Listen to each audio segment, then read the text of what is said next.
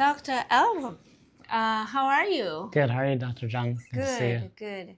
So there is a very, very common problems now. The younger generation, older generation, it's the dry eye.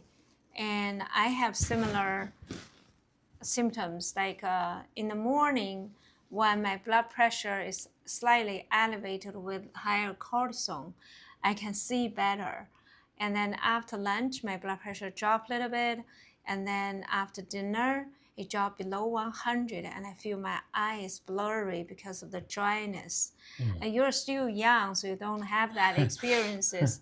But I do hear a lot of complaining about the dry eye. Do you have those kind of patients? Yeah, I think it's very common in people as they age. And I think we're probably seeing it more often now because people are on their phones and on screens more often and they're forgetting to blink because they're watching something and yeah. You know? Yes, exactly. And also when we get older, the tear gland is not working well. So if you if you stare at something for a long time, then you don't have sufficient tear to moisturize your eyeball. Right, and I think for women, as your estrogen levels drop with menopause, then the tear ducts shrink also. Yes. So I have I have been treating the dry with needles like around the eyes or on the foot to generate, first of all, we can improve the tear gland function and then relax the muscle around the eyes. And also there's a point you can stimulate like spleen 6 to enhance the production of the fluids. And some herbs like chrysanthemum, or there's another popular one, dendroidium. It's called shihu. It's very popular in China now. They use that as a tea form. So you can measure like 3 to 6 grams and soak in hot water and drink that. So, and chrysanthemum is the similar thing.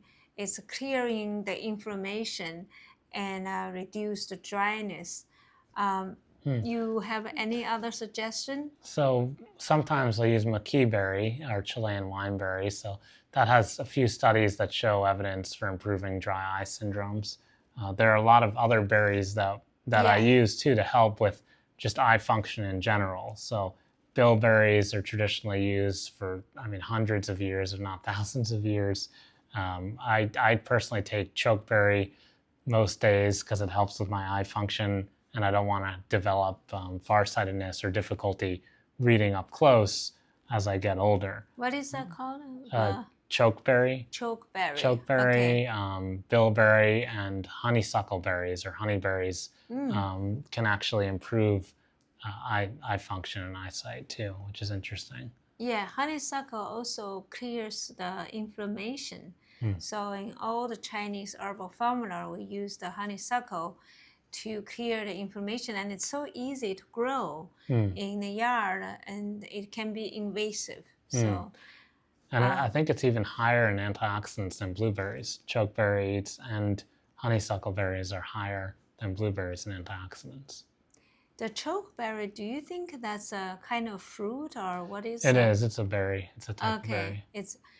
Did you see that in Whole Food or? No, you have to order it specially on the internet, but you can get them. Oh, from Whole Food. And you can also get capsules, which I take. I think what's that? Cranberry. Cranberry is also very good because it's sour.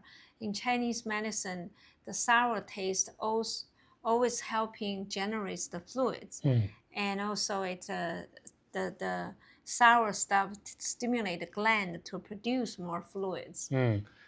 I think I'm an exception that I eat cranberries plain with nothing added to them. Yeah, I think most people can't tolerate the sour taste, but I actually enjoy it. It's actually required taste. Once you get used to it, you don't really need to add anything. Right. Yeah, I blended the lemon, so it's a bitter and sour, and most people will add honey, but I get so used to it, and I drink that just plain. And yeah, in the evening, when my eyes get very dry, so I drink that. It's also helping suppress the appetite in the evening. I think if anyone can't tolerate the taste of it and they still want to be healthy, they can try adding chocolate because chocolate Yes. is really good at masking different types of tastes. Or how do you think honey? I think honey's fine to add. Honey is Sure. fine. Do you have any idea if raw honey is okay? Because I have a neighbor, 94 years old. He love honey. He add honey in his lemon, in different kind of a drink, and he said he never would try raw honey. Do you think that's kind of dangerous? It could be. I mean, it probably depends on where it's produced and the individual using it. I think it would just vary case to case. Yes, the honey. You do you have experience? I didn't test the honey, so I have a sense of when I use honey to correct my herb taste. I usually like I would add a half teaspoon, and then I'm fine. I'm done. But if I use the process like a fruit, like for instance, dark chocolate with sugar, and then I wouldn't be satisfied with one small piece. I would want one more. So it seems like honey is like your body can detect how much you take that instead of, you take a lot like cookies. People can eat many cookies, and without even. Well, I think part of it's probably sodium added to different foods Yes. to trick the taste buds into not realizing How how much? much they're Yes. eating, right? Yes. So it's the salted potato chips. There's probably a lot of, I think there's a lot of sodium in different cookies also to kind of Yes. mask that. Yes. So they mentioned that you have this mechanism in your body. It detects pure salt, pure sugar, and when you mix everything together, you cannot detect how much you eat. But then it's still you take so much sodium and you feel so thirsty. Right. Yeah, but then you don't have the judgment to see how much you take. Right, and there's a great local nonprofit in the area that sells their own honey that they make. It's called the Hab Center, and they help people with disabilities and autism. So it's a very interesting place. But I buy honey from there. From there? And you get the honeycomb, and it's fresh honey just right there. Okay. They have their own beehives. Yeah. Where is it located in Delray Beach? It's in Boca on Boca Rio Road, all the way west down Palmetto Park Road. Okay, is that a raw or it's a? I think it is. It is raw. It is. So is it kind of solid or liquid? A little bit solid, yeah, because there's a lot of honeycomb. Okay. So but for the eyes, I think a lot of different berries have a lot of antioxidant properties that can really help with eyesight and recovery of the eyes after a strenuous, day of staring at screens all the time. Yes. And so if they can combine like those different kind of berries, herbs, and then doing acupressure around the eyes, that will really keep the eye circulation better and the tear gland function better. Probably that will delay the onset of age-related, the dry or nearsighted or farsighted, right? Yeah, and I think calendula can also help, calendula flowers and saffron. They have different compounds in them that have evidence for helping with eye function. I used to drink a tea of calendula flowers and saffron that I would make every night for a long time just to try to give myself more, antioxidants and protective compounds for my eyes. So what is your regular regimen for the supplement, like in morning, afternoon, or evening?